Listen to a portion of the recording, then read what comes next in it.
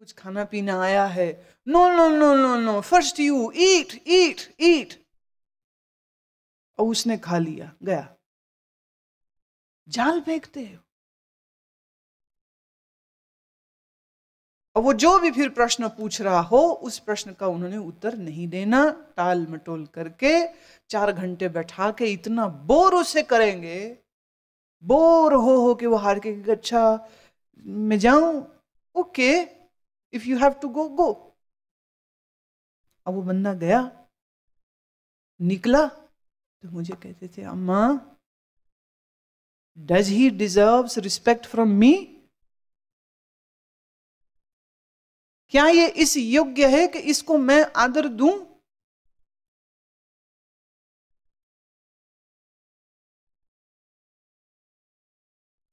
अरे ये आदमी आदर लेके गया है,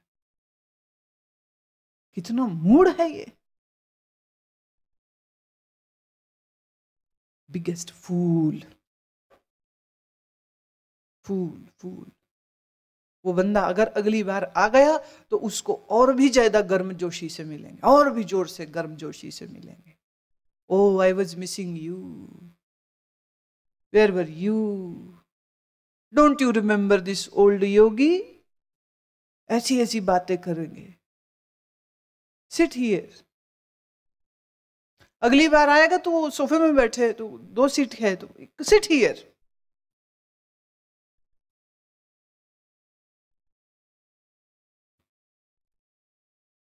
यहां 2 महीने उनका निवास रहा मेरे पास, और इन 2 महीनों में दिन में कम से कम 4 बार 5 बार 6 बार एक खेल होता था। मेरे को जैसे उन्होंने देखना, कुर्सी से उठ के उन्होंने खड़े हो जाना, फिर मेरे पैरों की ओर भागना कि मैं पैर पकड़ूं और प्रणाम करूं, और वो मेरे पीछे और मैं आगे, वो पीछे तो हम आगे। वो कई बार तो कमरे में ही गोल गोल घूमना हो जाता था, वो मैं आगे आगे वो पीछे पीछे है। फिर बहुत जोर से हंस के कहना, I cannot catch you, Amma. You definitely cannot catch me. I know your game. I know your funda. So, you cannot catch me.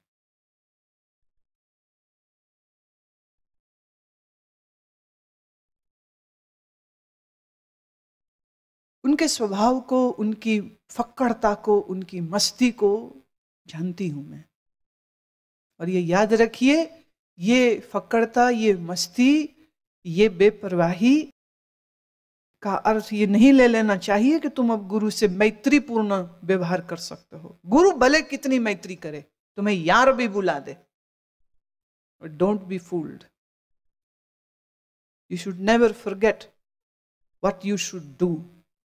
You should never forget what traditionally your behaviour should be. गुरु को कभी इनकार नहीं, ना नहीं। जो कहे सत्य वचन, जो कहे सो करे।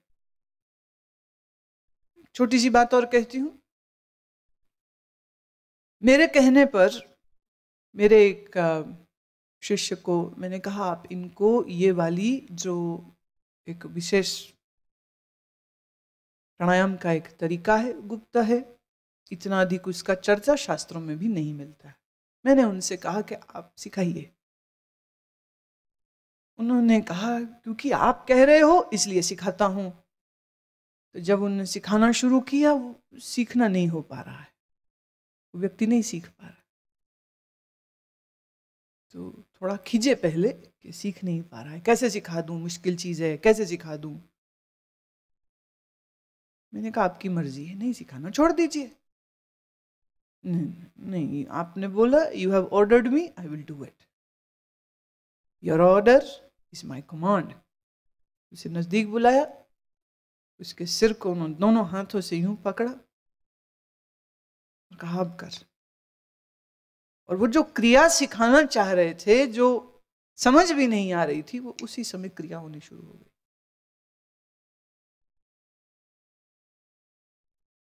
महात्माओं के, ऋषियों के, सदगुरु के शक्ति पर किसी संदेह को मत रखना। वो चाहें तो अपने शक्ति के प्रसाद से आपके भीतर दिव्य तप गुण सत्व पैदा कर दें, और अगर कहीं उनकी कुदृष्टि हो जाए या वो इग्नोर कर दें तो जानना जो कुछ प्राप्तियां हैं वो प्राप्तियां समाप्त हो जाती हैं। ये बिल्कुल पक्का एक पाठ याद रखिए, किसी भी ऋषि किसी भी महात्मा को आप मिले, हाँ प्रोवाइडेड वो महात्मा हो। इस बात का कई लोग दुरुपयोग भी कर सकते हैं, जो महात्मा नहीं है वो कहे जो मेरा ऑर्डर है वो दे। जैसे एक बता रहे थे, बोले हमारे घर में एक आए, हम उन्हें भोजन के लिए बुलाए तो वो आके कहते मेरे लिए मीट पकाओ, मेरा ऑर्डर है, आज्ञा पालन करो, ये मकान मेरे नाम कर दो। अब ऐसों को तुम महात्मा थोड़ी कह सकते हो। पर जो महात्मा हैं, खैर वो भी कभी कभी कृष्ण जैसा खेल खेल सकते हैं, ये भी सत्य है। बड़ा टेढ़ा मामला है। बस इतना सा कह सकती हूं, जहां श्रद्धा से और बुद्धि पूर्वक तुमने अपना आपा समर्पण किया हो, उस समर्पण में से आप इंस्टॉलमेंट के साथ अपने समर्पण को वापस मत लेने की कोशिश करना। If you have surrendered, then be fully surrendered. And if you have not surrendered, then you should be aware of this much, that you cannot be rude and you cannot be disobedient in any case. कुछ भी हो जाए, किसी भी स्थिति में आज्ञा का उल्लंघन नहीं करना चाहिए। और विशेषतः अगर गुरु स्पष्ट शब्दों से कह दे तब तो बिल्कुल भी उस आज्ञा का उल्लंघन नहीं होना चाहिए। ये आपका हित है इसमें। देखें, गुरु दुर्वासा नहीं होते हैं जो मतलब बिना बिना बात के या छोटी बात के ही ऐसे किसी को श्राप देते फिरते हैं या रुष्ट हो जाते, ऐसा कुछ नहीं है। परंतु जब कभी आपके कल्याण हेतु गुरु कठोर वचन भी कहे या कुछ ऐसी बात तुमको कह रहा है करने के लिए जो तुम्हें लगता है कि तुम्हारे बस की नहीं है, तो भी ये न कहो ये मुझसे नहीं होगा, तो भी ये कहो महाराज आप चाहोगे तो ये भी हो जाएगा। Never say no, never say no. कभी ना नहीं कहो, कभी नहीं ना कहो। ये बेसिक रूल्स होते हैं, बेसिक रूल होते हैं। अपने आचार्य, अपने गुरु, अपने वयोवृद्ध ज्ञान वृद्ध जो हों, हमसे जो श्रेष्ठ हैं, ऐसे श्रेष्ठ जनों का सदैव आदर करना चाहिए, सदैव उनकी सेवा में उपस्थित होना चाहिए, सदैव उनकी जो भी इशारा दें और जो भी वो कहें उसको शिरोधार्य करना चाहिए, शिरोधार्य करना है। कोई बात समझ ना आए तो उस समय कहे, जैसे अर्जुन कह रहा है ना कि भगवान क्षमा कीजिए, मुझे डर लग रहा है और आपके इस स्वरूप को मैं और नहीं देखना चाह रहा हूं, कह रहा है वो, कष्ट हो रहा है तो कह भी रहा है महाराज मुझको अब और नहीं देखना, ये अपने विराट स्वरूप की लीला को बंद कीजिए, मेरे लिए तो आप वही मानव रहिए जैसे आप दिख रहे थे पहले। कोई बात समझ न लगे तो उस समय बोलने से कतराओ मत, उस समय दंडवत प्रणाम करो और कहो गुरुदेव समझ नहीं लगी, बुद्धि नहीं है, कृपया फिर से कहिए आप क्या चाहते हैं, हम क्या करें, क्योंकि आपकी शक्ति होगी तो आप हमसे कुछ भी करवा सकते हो, पर फिलहाल हमें समझ नहीं आ रही। अभ्यासे अभ्यासमर्थो श्रीमत्कर्म परमो भव मदर्थमपि कर्माणि कुर्वन् सिद्धिमवाप्स्यसि।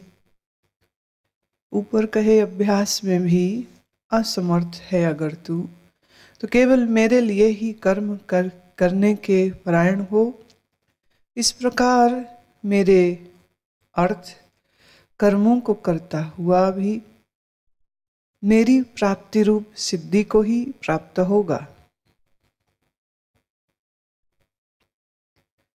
अथैतप्यशक्तोऽसि कर्तुं मद्योमाश्रितः सर्वकर्मफलत्यागं ततः कुरु यतात्मवान्। यदि इसको भी करने के लिए असमर्थ है तो जीते हुए मन वाला और मेरी प्राप्ति रूप योग के शरण हुआ सब कर्मों के फल मेरे लिए त्याग कर।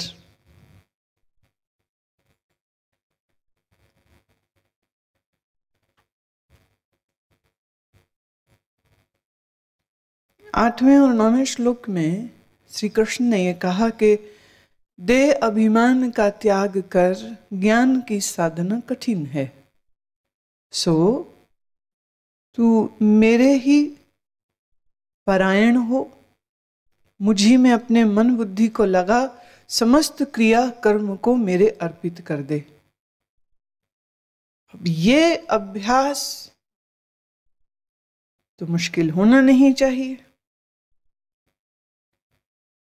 पर इस अभ्यास में एक शर्त थी, वो था मन अचल रहे। अचल मन रखते हुए सर्व कर्मों को ईश्वर अर्पित कर देना। अब भगवान ये कह रहे हैं कि अगर तुम्हें ये भी करना मुश्किल लगता है तो चलो मन अचल होने वाली बात को भी हम काट देते हैं। तुम सिर्फ कर्मों को मेरे अर्पित कर दो, मैंने कुछ तो करो। आइडली स्पीकिंग वो जो बात कहनी थी कह चुके हैं, जो बताना था बता चुके हैं, जो समझाना था समझा चुके हैं। पर अर्जुन अभी भी भय और शोक और व्याकुलता में पड़ा है।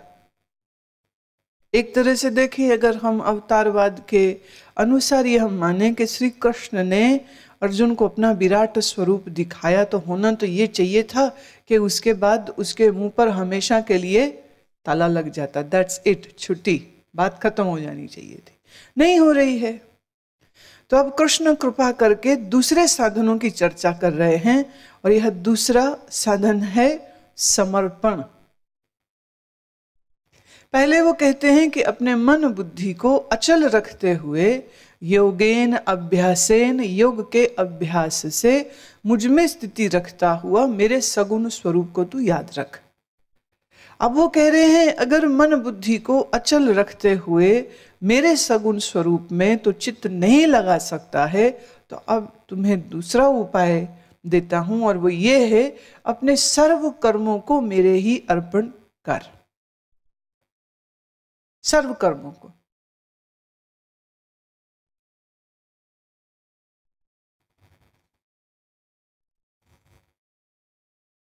जब हम ये कहते हैं कि सर्व कर्मों को भगवान के अर्पित कर दे, तो देखा जाए तो इसके बाद बचता ही क्या है?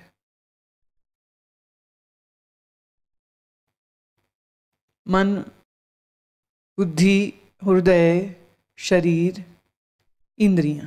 तुम्हारे पास यही तो 4 चीजें हैं, 5वीं तो है ही नहीं कोई तुम्हारे पास। तो मन जैसा भी है, अशुद्ध शुद्ध ईश्वर को दे दिया। बुद्धि जैसी भी है, ज्ञानी अज्ञानी मूढ़ तेजस्वी, ईश्वर को अर्पित कर दी। शरीर जैसा भी है, हठ योग से सादा हुआ कि रोगों से भरा हुआ, यह भी ईश्वर का है। जब मेरा कुछ बचा नहीं तो मैं हुआ ना बोझ मुक्त। फिर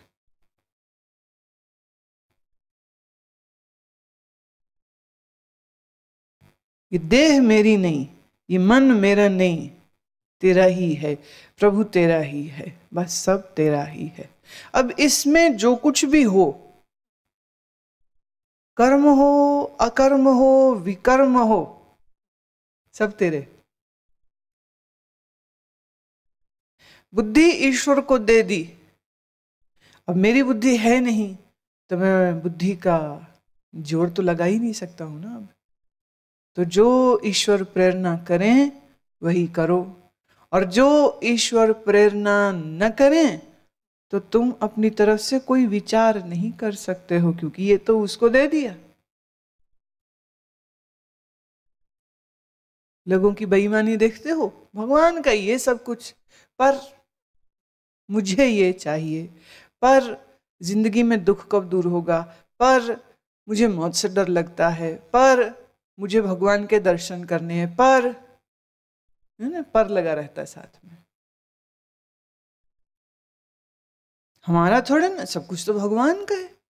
पर जन्नत चाहिए, पर जहन्नुम ना मिले, पर मेरे बच्चे ठीक रहे, पर मेरी सेहत खराब ना हो।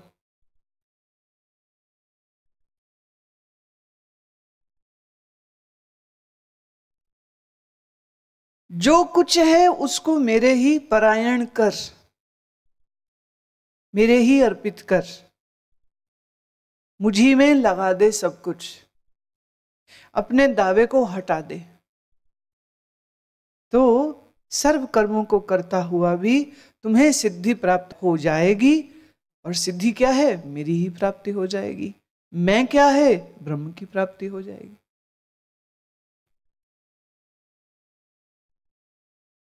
आदमी छींक भी बिना स्वार्थ के नहीं मारता है। छींक भी इसलिए मारता है कि उसके आने की वजह से नाक में वो जो इरिटेशन आ रही होती है वो उसको दूर करना चाहता है। बिना स्वार्थ के, बिना अपने लाभ के तुम कुछ भी नहीं करते हो। और इस श्लोक का अर्थ यह है कि तुम क्या? कुछ नहीं। तुम्हारा लाभ क्या? कोई नहीं।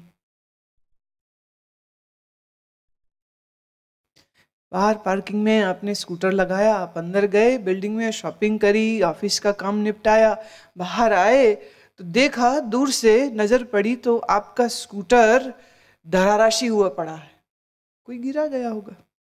तो तुम्हें गुस्सा आया, कैसे बेवकूफ लोग हैं, कैसे बदतमीज लोग हैं, इन्हें चलना नहीं आता है। ये पार्किंग वाले को पूछता हूं, ये अंधे खड़े होते हैं। इन कंटिन्यूटी चेन विचारों की चल रही है। जैसे ही स्कूटर के करीब पहुंचे तो इतने में क्या देखते हैं? स्कूटर का जो ओरिजिनल मालिक है वो आ चुका है। माने वो स्कूटर उसका था ही नहीं, उसका स्कूटर तो सामने खड़ा था। दूर से देखा तो लगा मेरा स्कूटर गिराया है। गुस्सा आया, लड़ने को तैयार आ गया। पार्किंग वाला बंदा अगर कहीं पहले मिल जाता तो उसको पता नहीं क्या हालत कर देता। पर नजदीक जाके देखता है वो जो स्कूटर गिरा हुआ है वो मेरा है ही नहीं। तो खिसियाई बिल्ली खंबा नोचे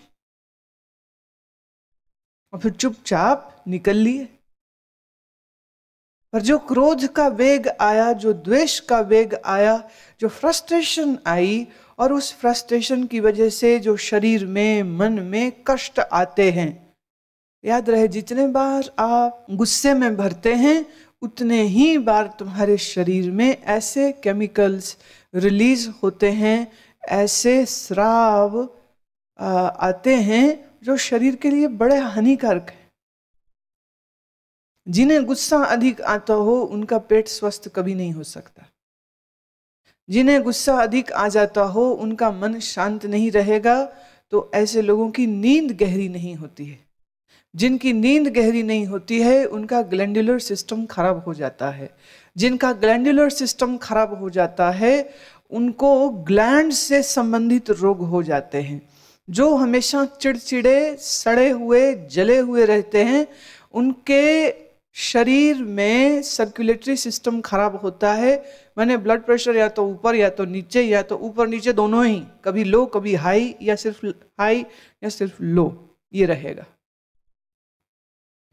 डॉक्टर के पास जाके कहते हो कोई दवा दीजिए। अरे डॉक्टर की दवा क्या करेगी जब जहर तुम ही इस शरीर में पैदा कर रहे हो और रोज रोज पैदा कर रहे हो। अब दूसरी स्थिति देखते हैं, मन, बुद्धि, देह सब उसका, तो तुम्हारा कुछ है नहीं, तो तुम्हारा लाभ क्या और फिर तुम्हारी हानि क्या? भगवान कहते हैं जिस व्यक्ति ने इस प्रकार अपना आपा मेरे अर्पित कर दिया उसको मेरी सिद्धि हो जाती है। आसान है ना ये? सच जानिए, आसान कुछ भी नहीं। जब तक तुम्हारे अंतःकरण में अज्ञान है, अहंकार है, तब तक हर साधन मुश्किल है। हर साधन के आगे पीछे तुम किंतु परंतु पर के ये जोड़ बना लोगे। पर किंतु ऐसे कैसे, वैसे कैसे? भगवान कहते हैं कि जो लोगों को इस मार्ग में उन्नति करनी है मैं उनके लिए यह समर्पण का, ये भक्ति का योग कह रहा। अथैदप्यशक्तोऽसि कर्तुम् मद्योगमाश्रितः सर्वकर्म फल त्यागम ततः कुरु यतात्मवान। भगवान कहते हैं अगर इसको भी तू करने में असमर्थ है तो जीते हुए मन वाला और मेरी प्राप्ति रूप योग के शरण हुआ सब कर्मों के फल का मेरे लिए त्याग कर। कहते हैं अगर तुमसे यह भी नहीं होता, अगर तुमसे मन बुद्धि मेरे अर्पित नहीं होते हैं, समस्त कर्म तू मेरे परायण नहीं कर सकता है, तो चल फिर ये कर। और वो साधन क्या है कि तू कर्म कर जैसे भी तुम्हें करने हैं, लेकिन उसके फल मेरे ऊपर छोड़ दे।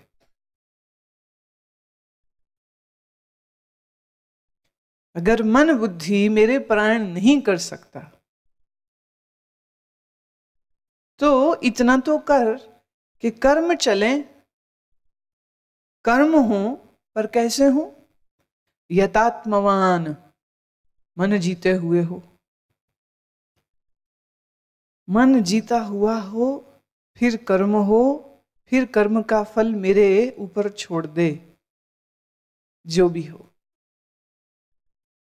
काम करो, फल न चाहो।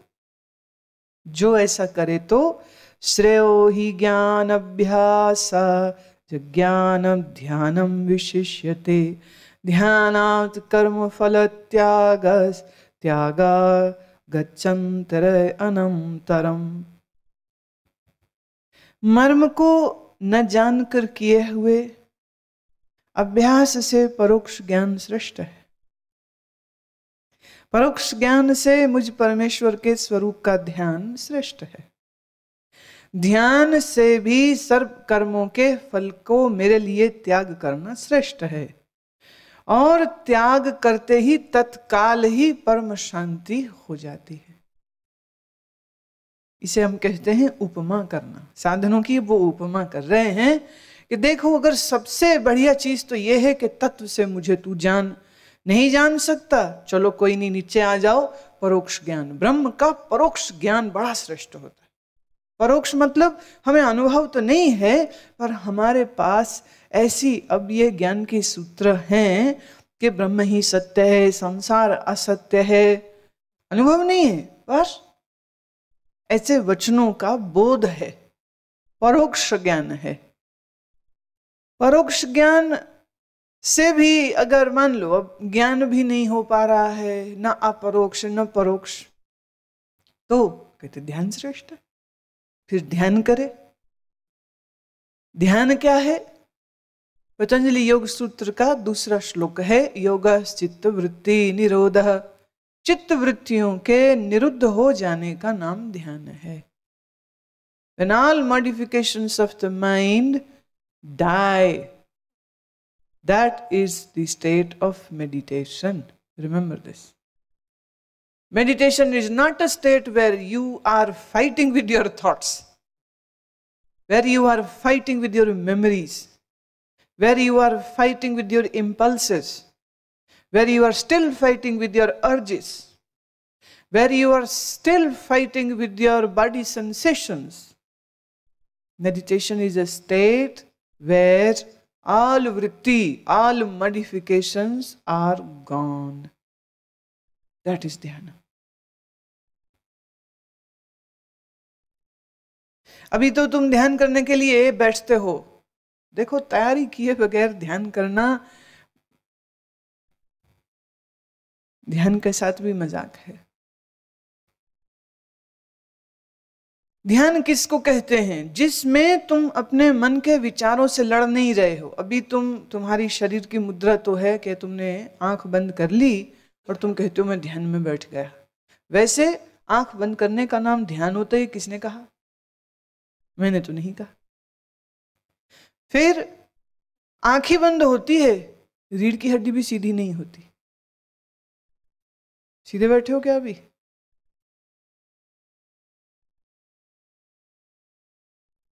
कम से कम ध्यान की एक्टिंग तो पूरी कर लो। वो भी पूरी नहीं होती। आंख बंद किए ढीला सा बैठा रहता है, रीढ़ की हड्डी सीधी नहीं होती है, इट इज नॉट इरेक्ट, और अंदर विचारों की मक्खियां उड़ रही होती। शरीर का ध्यान बना रहता है कि अभी नीचे दुख रहा, अभी ये दुख रहा, अभी कमर हो गई, अभी कुछ खुजली हो गई, अभी कुछ मच्छर आके बैठ गया है, अभी मक्खी घूं घूं कर रही है। ऐसे आंख बंद है, मैं ध्यान कर रहा हूं।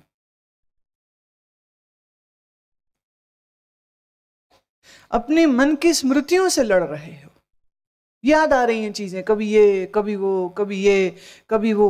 और जब भी कोई एक याद उठती तो ऐसा नहीं होता है कि एक याद ही आए, उस याद के पीछे रेलगाड़ी के डब्बे की तरह और कितनी ही यादें चली आती हैं।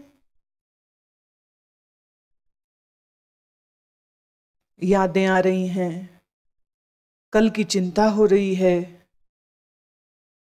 विचार थम नहीं रहे हैं, शरीर में ध्यान बना हुआ है, और आधे पौने घंटे बाद आंख खोलता और कहते ध्यान हो गया मेरा। किसका ध्यान हुआ? मन का? हाँ, वो जरूर हुआ। शरीर का, स्मृतियों का, विचारों का, हाँ ये ध्यान तो तुम्हारा जरूर हुआ। अभी आत्म ध्यान तो हुआ नहीं, अभी ईश्वर ध्यान तो हुआ नहीं।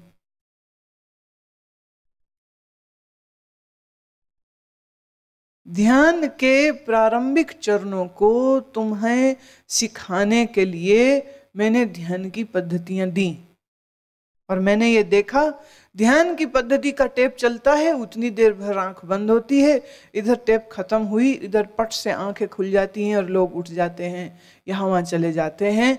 तुमने व्यर्थ कर दिया। पद्धति इसलिए थी, कैसे बैठो, कैसे श्वास लो, कहाँ ध्यान टिकाओ, कहाँ पर तुम्हारे चेतना को तुम्हें कैसे जागृत करना है, किस प्रकार से बैठना है, ये सब मैं बात कर रही हूं, और तुम उसे फॉलो कर रहे हो, करते जा रहे हो, करते जा रहे हो। फिर हम मौन हुए, हम चुप हुए। अब देखिए ना, जब तक मैं बोल रही हूं और जब तक तुम्हें बैठाने के लिए, तुम्हारे मन के बिखरे पने को ठीक करने के लिए संगीत की सहायता ली जाती है कि संगीत सुनते हुए तुम टिको, मेरी आवाज सुनते हुए टिको। और उसके बाद संगीत बंद होगा, मेरी आवाज भी बंद होगी, और वास्तव में जब संगीत बंद हो, जब मेरे इंस्ट्रक्शंस बंद हो, तो एक्चुअली वो घड़ी है जहां से ध्यान शुरू होने की संभावना होती है। और जहां वो टेप पूरी हुई, वो सीडी पूरी हुई, तो हम लोगों को लगता है अच्छा भी ध्यान तो पूरा हो गया। ध्यान इंस्ट्रक्शंस नहीं है, ध्यान का मतलब संगीत भी नहीं है।